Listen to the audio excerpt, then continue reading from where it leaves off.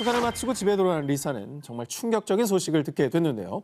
크리스 씨 아시죠? 이웃집에서 수상하다는 신고가 들어와 체포했습니다.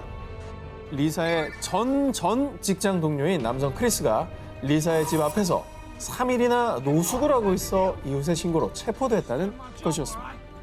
원래 전 직장 동료가 남자친구였어요? 크리스와 리사는 only 비즈니스, 일로 만난 사이였을 뿐이었습니다. 리사가 전 직장에 다니는 3년간 크리스는 업무적인 대화만 나눴을 뿐 사적인 친분은 전혀 없는 사이였는데요. 그런데 말입니다. 크리스가 체포되면서 리사의 집 앞 본인의 일기장을 두고 갔는데요. 뭐라고 쓴 건데, 저기?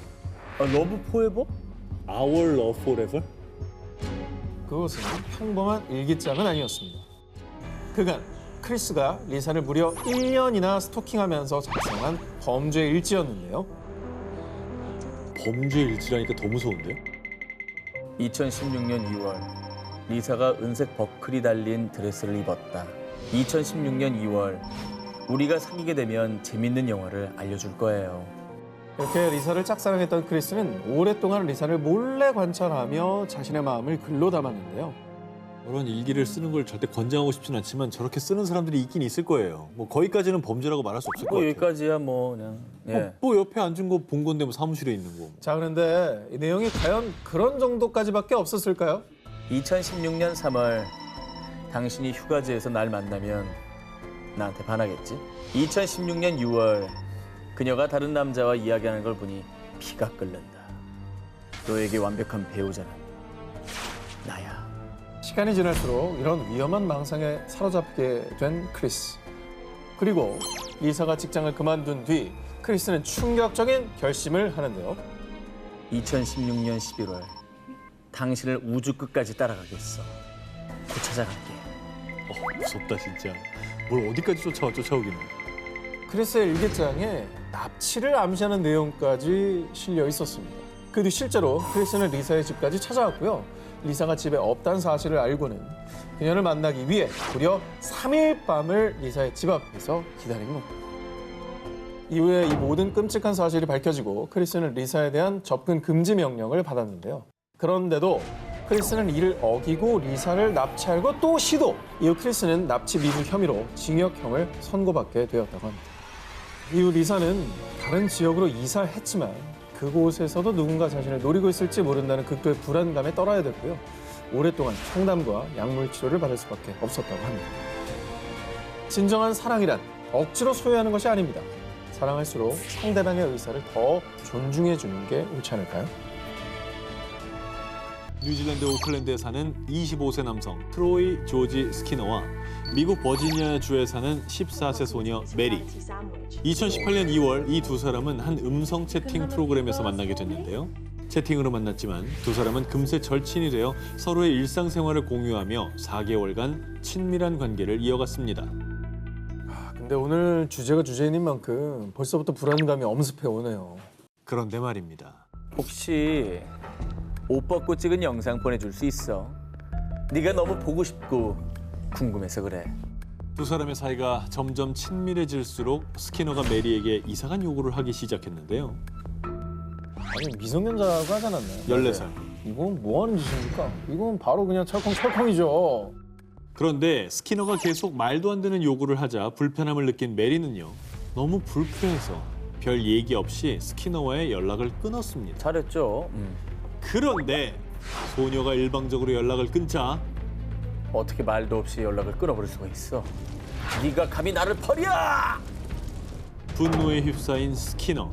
이후 그는요. 소녀의 개인정보를 추적해 결국에는 집 주소를 알아내 본격적인 스토킹 계획을 세웠는데요.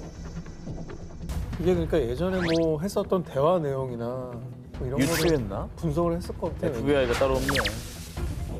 그래서 그 뒤에 스키너는 어떻게 했느냐. 곧장 항공 티켓을 끊었고요. 뉴질랜드에서 호주로, 호주에서 미국 로스앤젤레스로, 이번에는 국내선을 타고 워싱턴 DC로 무려 비행기를 3번이나 갈아타고 또 워싱턴 DC에서는 채팅녀 메리가 사는 버지니아까지 장장 8시간에 걸쳐 버스로 이동. 와, 그렇게 스키너가 이동한 거리만 무려 13,000km. 제가 대충 비행기랑 버스에 탄 시간만 계산해보니 약 31시간, 31시간 정도 나옵니다. 31시간 동안 그 여자만 생각했을 거 아니에요. 그죠? 그렇게 해서 네. 결국 소녀의 집까지 도착한 스키너. 그리고 그는 거침없이 배를 눌렀습니다. 그런데 천만다행히도 낯선 남자의 등장에 메리와 메리의 어머니는 문을 열어주지 않았습니다. 그러자 스키너는요. 저 히치하이커예요. 물 한 잔 주실 수 있을까요? 자신을 지나가던 히치하이커라고 거짓말까지 한 겁니다. 본인도 떳떳하지 않다는 걸 알고 있었던 것 같아요. 그러니까 그렇죠. 거짓말 한 거잖아요. 그러자 이번에는 집 뒤편 지하실로 침입을 시도한 스키너. 뭐야? 그대로 미쳤네. 미쳤다 미쳤어. 무단 침입까지 이제. 이 모습까지 발견한 소녀의 어머니는 결국 스키너를 위협하기 위해 총을 쐈고요. 깜짝 놀라 도망치던 스키너는 곧바로 경찰에 체포됐는데요.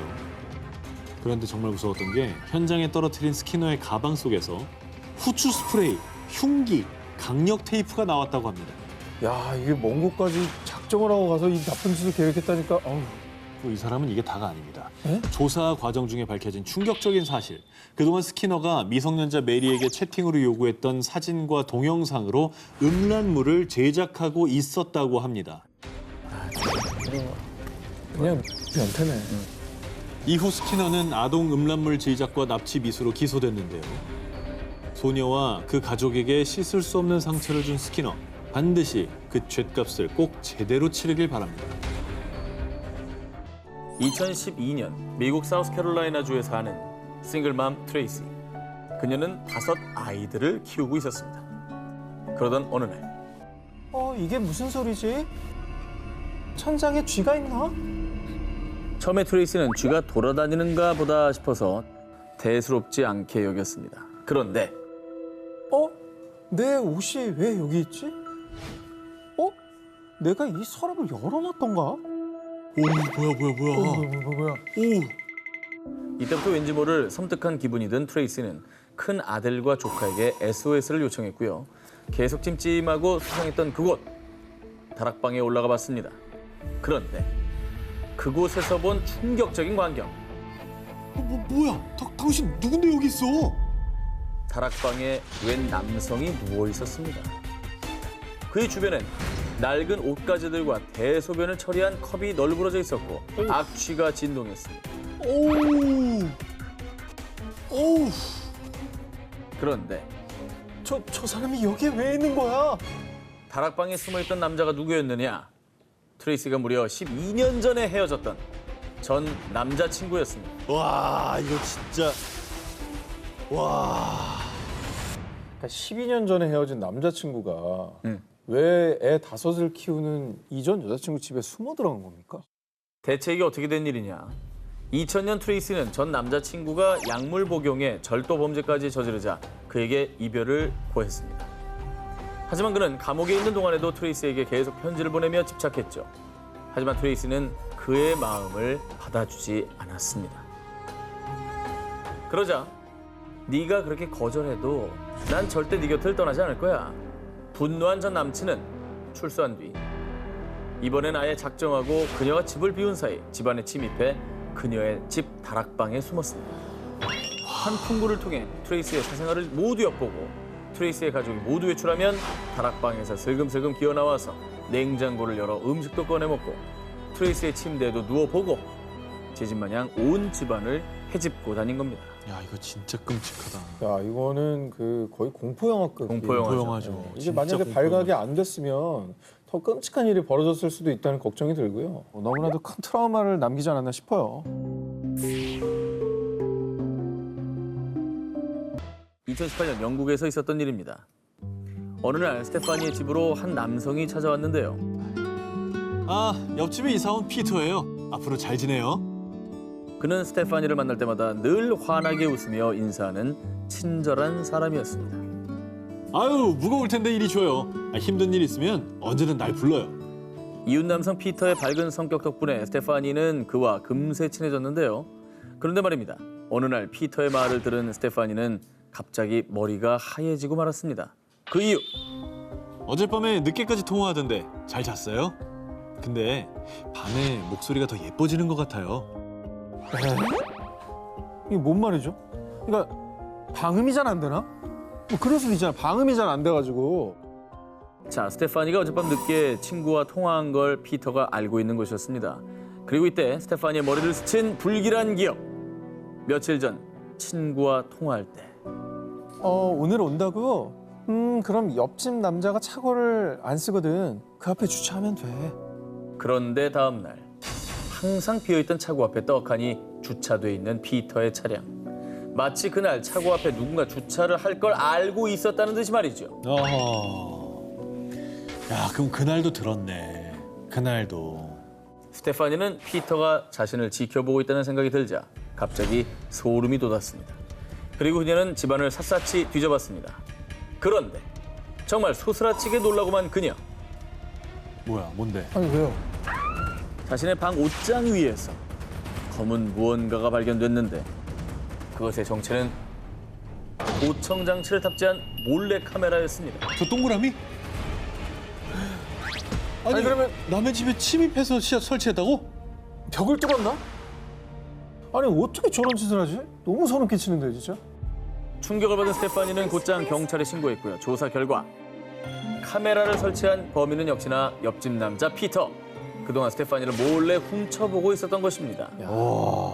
두 얼굴의 사나이였네. 네. 친절한 이웃처럼 뭐 도와주고 했다가 알고 보니까 뒤로는 뭐 추악한 범죄를 저지른 범죄자였던 거잖아요. 야, 이거 와. 법정에선 피터는 너무 외로워서 그랬어요. 이런 정말 어이가 없는 변명을 했다고 합니다. 어이가 없네 진짜. 말도 안 되는 소리 하고 있어. 외로워서 스토킹을 한다는 게 말이 됩니까? 도청을 한다는 게? 이후 피터는 징역 10개월에 집행유예 2년을 선고받았습니다. 거봐, 여기도 또 집행유예야. 이게 처벌이 너무 약해요. 금방망입니다. 하지만 스테파니는 여전히 그의 시선이 따라다니는 것 같은 공포에 여전히 악몽 같은 나날을 보내고 있다고 합니다. 다음 특종입니다. 2015년 일본 도쿄. 17살 고등학생인 나츠코는 콘서트 티켓을 양도받기 위해서요. SNS에서 알게 된 45세 남성 미우라를 만나기로 했습니다. 그런데 이때 나츠코는 미우라와는 오직 SNS로만 연락하고 자신의 이름과 휴대전화 번호는 알려주지 않았습니다. 대처 좋네요. 잘했죠? 그럴 네. 수 있죠. 세상이 워낙 험하다 보니까 뭐 조심해서 나쁠 건 없지 않습니까? 그럼요. 네. 그런데 콘서트가 끝나고 며칠 뒤 아저씨 여기는 어쩐 일이세요? 이 근처에 사세요? 아니 그건 아니고, 뭐 그냥 여기 학교 다니나 봐. 나츠코는 학교 앞에서 우연히 티켓을 판매한 남성 미우라와 마주쳤습니다. 그리고 또 며칠 뒤 자신이 아르바이트하는 곳에서 또 미우라를 마주친 나츠코. 자, 그런데 말입니다. 이런 우연이 한두 번이 아니었습니다. 어느 날은 나츠코가 친구와 쇼핑몰에 갔는데도 그곳에서 미우라를 만났고 또 영화관에 갔을 때는 나츠코, 영화 재밌게 봤니? 정말 언제 어디를 가나 늘 미우라와 마주쳤던 나츠코. 처음엔 우연이겠거니 했는데 마치 자신의 그림자처럼 미우라가 나츠코를 쫓아다닌 시간이 무려 1년이나 됐다고 합니다. 와, 대단하다. 그러면서 점점 두려움과 공포에 떤 나츠코. 이거는 진짜 우연이 아니에요. 누가 봐도 우연은 아닌 거고. 절대 아니지. 근데 궁금한 게 어떻게 이렇게 가는 곳마다 나타나는지. 제가 볼 때는 콘서트 티켓을 양도하려고 만났을 때 그때 뭐 티켓 관련해서 뭘 어떻게 해야 된다면서 잠깐 핸드폰을 쓰면서 GPS 앱이나 추적하는 그런 어플을 깔았을 거예요. 이거는 해본 솜씨인데요. 유경험자가 아닌 다음에야 이걸 어떻게 이렇게까지 야, 나는 맞춰도 욕먹이야. 맞춰도 욕먹. 이런 거 맞추면 안 되는 거예요. 이거 이렇게까지 가면 안 되는 거예요. 어떻게 지금 미우라가 저랑 비슷합니까? 자, 한번 보겠습니다. 진짜 어떻게 너무 디테일해서 좀 놀랐는데요. 미우라가 나츠코의 행적을 쫓을 수 있었던 이유, 바로 위치 추적 장치 GPS 때문이었습니다. 근데 이거 어떻게 맞춘 거야? 이게 어떻게 된 일이냐? 미우라는 콘서트 티켓 거래 때문에 나츠코와 SNS로 연락하다가요. 이 여고생을 좋아하게 됐어. 그리고 아예 계획을 세워버린 것이죠. 나츠코를 스토킹하기로 말이죠. 그래서 인터넷으로 소형 GPS 발신기를 구입, 그리고 콘서트장에서 만났을 때 나츠코가 타고 온 자전거 안장에 GPS를 몰래 부착해서요. 이후에 계속 쭉 나츠코의 위치를 확인하고 스토킹했던 것이죠. 저 최악의 스토커들 앞에서도 봤지만 죄질이 너무 나쁩니다. 나쁘죠. 너무 음습하고 짜증나요. 그렇습니다. 두 얼굴을 가진 스토커들, 그들의 추악한 민낯은 언젠가 꼭 밝혀지게 돼 있습니다.